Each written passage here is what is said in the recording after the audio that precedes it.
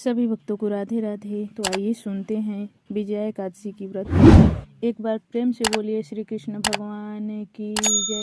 इतनी कथा सुनकर महाराज युधिष्ठिर ने फिर भगवान श्री कृष्ण से कहा, अब आप कृपा कर फाल्गुन श्री कृष्ण एकादशी का नाम कृष्ण एकादशी का नाम व्रत का विधान और महत्म्य एवं पुण्य फल का वर्णन कीजिए। मेरी सुनने की बड़ी इच्छा है। महाराज युधिष्ठिर के ऐसे वचन सुनकर भगवान श्री कृष्ण बोले, राजन, इस एकादशी का नाम विजया है और निसंदेह ही विजय देने वाली है। जो प्रश्न आज तुमने मुझसे किया है, यही प्रश्न इससे अनेक काल पूर्व नारद जी ने ब्रह्मा जी से प्रश्न किया था। तब उन्होंने कृपा करके उनको अनुपम चरित्र नारद जी को सुनाया था, वही मैं तुम्हें सुनाने जा रहा हूँ। भगवान श्री राम 14 वर्ष के लिए वनवास की आज्ञा सिरोधार कर वन में जा गोदावरी के किनारे पंचवटी में निवास किए।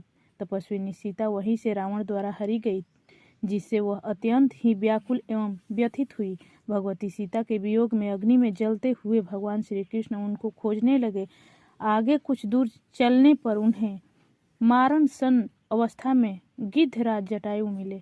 मारण सन मतलब कि मृत्यु जैसे अधमरा।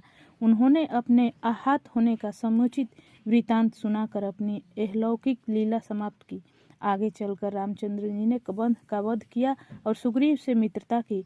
भक्त शिरोमणि केसरी नंदन हनुमान जी ने लंका जाकर भगवती सीता का पता लगाया। रावण को भगवान रामचंद्र का अनुपम तेज दिखा कर लंका को जलाया और सीता जी की खबर लाकर भगवान रामचंद्र को सुनाया। तब भगवान रामचंद्र ने सुग्रीव की सलाह से बानर और भालुओं की सेना को ले लंका पर चढ़ाई की, मगर वहां पर सागर की महानता और अगाधता को देख कर चकरा गए और लक्ष्मण से कहा, भाई, यह सागर तो अत्यंत ही अगम और अगाध दिखाई पड़ता है, इसको किस प्रकार पार करना होगा? यह विशाल वानरी सेना लंका में किस प्रकार पहुंचेगी? कोई युक्ति नहीं, बताओ।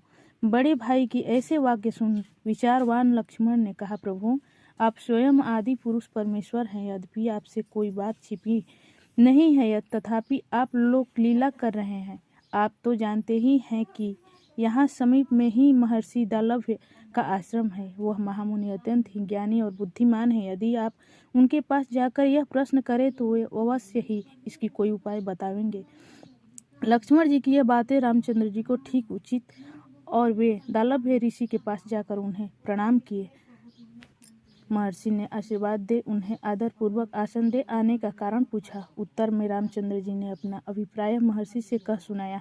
तब महर्षि ने कहा, हे रघुकुल भूषण, आप फाल्गुन कृष्ण एकादशी जिनका नाम विजया है, व्रत कीजिए, आपको मनोरथ अवश्य ही पूर्ण होगा और लंका में आपकी विजय होगी। उस व्रत की विधि मैं आपसे कहता हूँ, सुनिए। दशमी के दिन सोना, चांदी, तांबा अथवा मिट्टी का एक घड़ा ले कलश स्थापित कर उसमें जल एवं आम के पल्लव छोड़ वेदिका पर रखें। उसके आसपास सप्तधान्य और उनके ऊपर जौ रखकर नारायण की प्रतिमा स्थापित करें। एकादशी के दिन स्नान इत्यादि से शुद्ध हो धूप दीप एवं नैवेद्य द्वारा विधिवत भगवान का पूजन करें। उस दिन भर उस कुंभ के सामने बैठकर भगवान का ध्यान करें और रात में भी ध्यान करते हुए जागरण करें। द्वादशी के भोर में कलश को नदी या सरोवर के तट पर ले जाकर उसका विधिवत पूजन कर उसे ब्राह्मण को दान दे। इस प्रकार करने से आपके सभी मनोरथ सिद्ध होंगे। दालभ्य ऋषि के ऐसे वचन सुनकर भगवान राम ने सोना सहित व्रत को धारण कर लंका पर विजय प्राप्त की। हे राजन, जिस प्रकार भगवान राम ने लंका पर विजय प्राप्त की, उसी प्रकार सभी कोई इस विजया एकादशी का व्रत करके अपनी मनोकामनाएं की सिद्धि कर सकता है। एतवे विजया एकादशी का व्रत अवश्य करना चाहिए। इसके महात्म्य को कहने एवं सुनने दोनों से ही अनेक पापों का नाश होकर वाजपेय यज्ञ का फल होता है। इस प्रकार विजया एकादशी नामक व्रत कथा समाप्त हुई। सभी भक्तों को राधे राधे।